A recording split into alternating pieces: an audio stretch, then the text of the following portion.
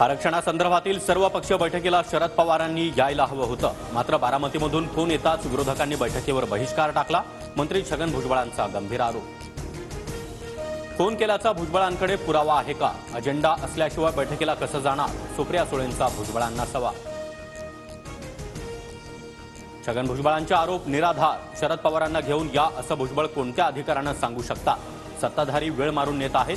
विजय वडेट्टीवारांचा पलटवार।